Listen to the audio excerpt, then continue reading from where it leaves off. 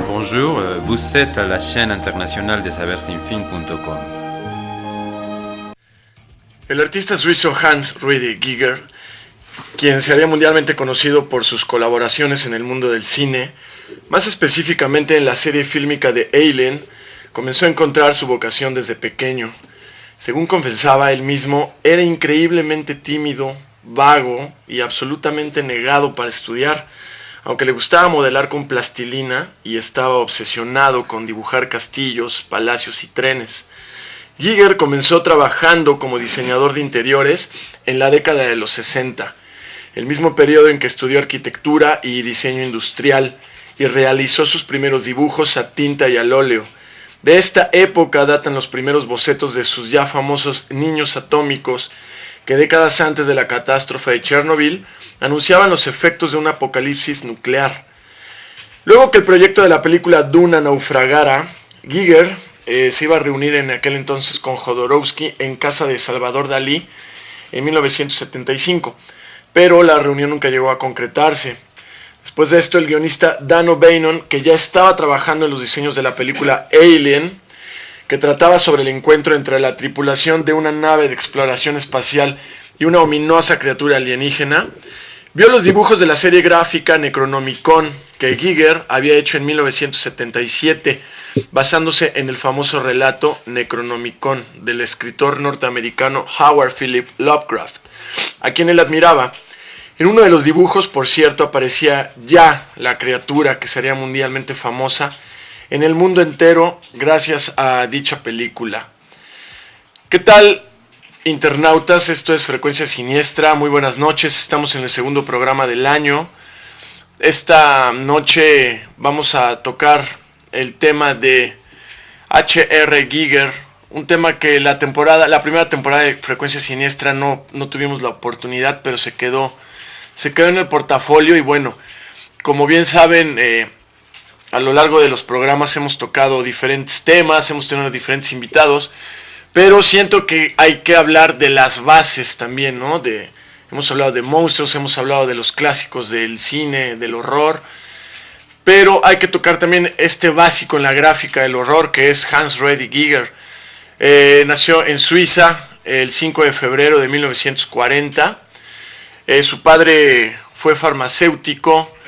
Él fue un chico que desde pequeño, todos estos artistas tienen estas impresiones que tienen en la niñez, pues en algún momento las sacan, ¿no? Por medio de la gráfica o por cualquier medio. Bueno, en ese entonces la farmacéutica, su padre todavía usaba sanguijuelas en el laboratorio y en la botica, y bueno, esto tiene... Más adelante explicaremos qué tiene que ver con la gráfica de Giger. Y también tenían muestras de órganos en formol. Tenían, partes de esqueletos, cráneos, todo lo que en ese entonces pues un boticario tenía en la trastienda, ¿no? de su botica. Si bien Giger en aquel entonces no fue convocado para trabajar en la secuela de Alien el regreso del director James Cameron, fue llamado posteriormente para participar en Alien 3 del director David Fincher, así como en la película Species de Roger Donaldson en 1995, donde también creó a la criatura alienígena que aparece en el filme. Esta criatura es la famosísima Seal, que él tomó de modelo. Tuvo muchas mujeres Giger, pero también en este caso tomó de modelo a Debbie Harry de Blondie, de un grupo de los 70s. Incluso hizo 2-3 trabajos gráficos con el rostro hermoso en ese entonces de Debbie. Y como saben también algunos, los que no, para eso estamos haciendo el programa. Bueno, Giger también tuvo muchos trabajos en portadas de discos, más adelante los vamos a mencionar. Giger viene a colación porque es una influencia personal, una influencia dentro del mundo del horror, una influencia que ha llegado a géneros literarios, una influencia que incluso ha llegado al manga y al hentai, en todo esto del universo anime. Y bueno, vamos a hablar de él porque fue un tipo que no negó su obscuridad desde pequeño. Hemos hablado de muchos personajes que realmente ustedes que son seguidores de Frecuencia, la gente que ha ido a la marcha y toda esta comunidad que somos la comunidad siniestra, pues nos gusta lo oscuro y realmente si en algún momento el entorno social, el entorno del trabajo, el contexto en el que vivan, en algún momento ustedes sienten que lo deben de esconder o digo, eso es absurdo, ¿no? Gente como el mismo Giger o gente como de las que hemos hablado, directores de cine, escritores, etcétera, jamás hay por qué negar la oscuridad que uno trae dentro, ¿no? Es algo que ya traemos, ¿no, Fernando? Sí, pues es una, bueno, iba a decir una preferencia, no, es algo anterior todavía. Sí. La preferencia es cuando ya hay un elemento de decisión o de elección. Yo estaba pensando en Tim Burton, por ejemplo. Exactamente. También, ¿no? Sí, simplemente que es un componente yo diría que de tu ser más que de tu personalidad, porque finalmente la personalidad es lo que proyectas hacia afuera socialmente. No, pero aquí se siente, es una cosa que ya viene dada por tu constitución, ¿no? Sí, exactamente. Yo creo que se trae desde temprana edad, y desde temprana edad cuando los sentidos se van afinando, cierta gente percibe cosas que los demás no perciben. No estamos hablando de fenómenos paranormales, sino simplemente ves cosas y tal vez a la gente que a cierta edad le horrorizan algunas cosas, a uno no le horrorizaba, ¿no? O por ejemplo Tim Burton, que desde pequeño tuvo esta influencia de las B-side movies, que sus ídolos eran Lugosi, Price, el mismo Lon Chaney y todo esto. Bueno, son seres que van forjando este gusto por lo siniestro, por lo macabro, por lo oscuro, y ellos mismos son oscuros, ¿no? Incluso, bueno, hay gente que ya se identifica totalmente con todo esto, con las corrientes góticas, la corriente dark, la corriente underground, etcétera, ¿no? Cada quien demuestra su oscuridad como mejor le plazca. Y el error es esconderla, o el error es sí, esconderla o limitarla, ¿no? Ha habido grandes carreras como la de Burton, que tú nombras, el mismo Rob Zombie, que desde chico dibujaba, y bueno, la música que hace, y ahora que ha llevado esta afición al cine, y así podemos hablar de tantos personajes, ¿no? También seguramente no lo dice mucho en su autobiografía, pero debió de haber tenido ahí unos bacanales infernales, ¿no, Fernando? Sí, unos, ¿cómo se llaman esas cosas? Unos aquelarres. Aquelarre, era la palabra exactamente que tenía en mente. Sí, fíjate que ahora que estás describiendo su biografía, nos sería bien a todos, absolutamente a todos, ¿no? Precisamente recordar ya con el tiempo, ya con una perspectiva autobiográfica, o sea, viendo lo que ha sido nuestra vida y hacia allí, recordar nuestras primeras fantasías de la infancia. Exacto. Y qué cosas nos estimulaban. Ahorita que estabas contando de Giga, yo estaba acordándome de mí mismo, porque mi papá tenía la gran, la buena, muy excelente costumbre de llevarnos al cine siempre que podía, ¿no? Sí. Era de obligación, así cada domingo, pero a veces íbamos 2 hasta 3 veces por semana. Y también tenía, en esos tiempos, veíamos de todo, pero él era de las pocas personas que sí nos llevaba a ver luego películas de esas oscuras. Así, las que pasaban acá, bastante estaban censuradas. Pero sí recuerdo así, y que incluso en historias aparentemente ajenas a toda esta cuestión oscura, tú sentías algún placer de esos, ¿no? Así, sádico, masoquista. Un placer temprano, sádico, masoquista, claro. Así, y en cosas de niños. De hecho, una famosísima, es mi favorita en literatura, Historia de O, que es una novela erótica, pero excelente, que es sadomasoquista, o más bien masoquista. Ahí el prologuista, Jean-Paul Lang, que era un miembro de la Academia Francesa, en el prólogo escribe, dice, los cuentos de hadas son las novelas eróticas de los niños. Y efectivamente, leer los cuentos de hadas, así en su versión tal cual, como lo recopilaron, pues, bueno, como escribieron los cuentistas, lo recopilaron gente como los hermanos Grimm, y verás que es tremendamente oscuro, ¿no? Y de niño uno se está solazando en eso. Exactamente. O sea, lo estás disfrutando, pero no por la moraleja que puedan traer después, no, sino por el mismo contenido. Cualquiera, el que quieran puede escoger, no sé, Blancanieves o La Cenicienta o tantos que hay, la misma Caperucita Roja, y verán que es bastante oscura.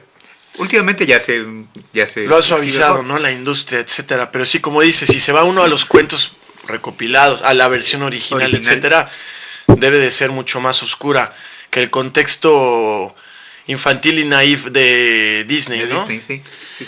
Regresando a esta anécdota del padre farmacéutico, en aquel tiempo que se utilizaban sanguijuelas para realizar sangrías, el joven Giger observaba con deleite estos animales que luego debía repartir a los clientes.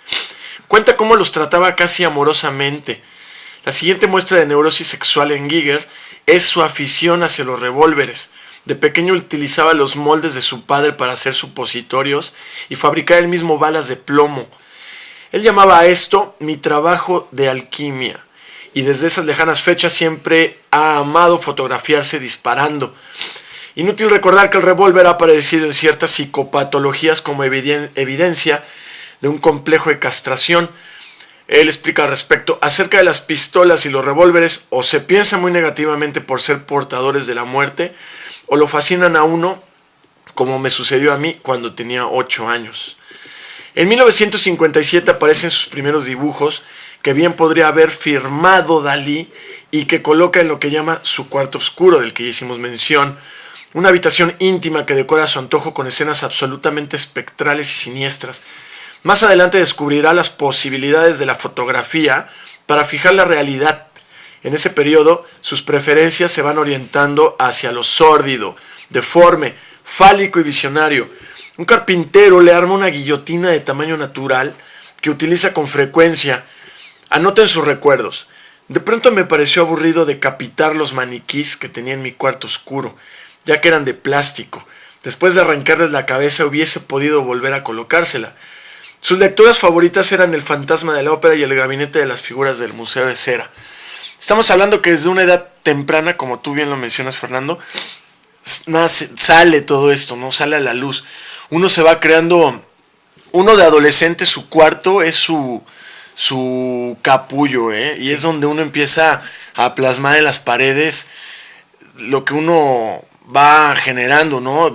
Estas neurosis, ¿no? Y que se convierte en gráfico, se convierte en escultura. En el caso de Giger, estamos hablando de un fotógrafo, de un escultor, de un pintor, de un escritor y digo, un artista completísimo, ¿no? Hans Ruedi Giger. Regresando a esto que comentábamos, Fer, es muy importante darle rienda a esto, ¿no? Es parte del crecimiento, y si uno se va por esta tendencia, hay que explorarla, ¿no? Sí, de hecho, fíjate que es que aquí ya te añaden algunas consideraciones psicológicas, no tan psicoanalíticas, digamos, no a simbolismos y todos esos procesos que describía Freud, sino más bien psicológico en el sentido de los efectos que te produce mentalmente el poner en conflicto algunas cosas, ¿no? Por ejemplo, si tú adoptas tú hablas de neurosis, si tú adoptas una moral que proscribe o condena o sataniza estos impulsos, los oscuros impulsos del id o del ego, uh-huh, que alguien lo llamaba así, lo que vas a causarte es un conflicto permanente. Y primero eso te va a desequilibrar, puede dar origen a una neurosis. ¿Sí? Neurosis en su primera acepción quiere decir una enfermedad de los nervios, ¿no? Te vas a descontrolar porque estás reprimiendo, estás poniendo un dique a algo que es tuyo, y eso distorsiona toda tu vida mental, ¿no? Todo lo que llevamos a afectos y el intelecto y todas aquellas cosas. Entonces, no, lo importante es verla, o sea, y verla tú mismo, no tienes que enseñársela a nadie ni confesarte. Sí, porque siempre empieza nadie. Privado eso, ¿no? Sí. No, pero decirlo así. Y una cosa sí te podría decir yo por experiencia, vas a encontrarte alguna vez en la vida, o sea, siempre hay una primera vez, te vas a encontrar gente que se sintoniza en estas cosas. Vamos a seguir hablando de Giger, queremos escuchar sus comentarios. Recuerden que Frecuencia Siniestra tiene una página de Twitter, una cuenta de Twitter, que es @fsiniestra. Ahí pueden mandarnos tweets directamente a mí, y también pueden mandar mensajes, comentarios y opiniones a Facebook de Saber Sin Fin. Estamos en sabersinfin.com, esto es Frecuencia Siniestra, vamos a un corte.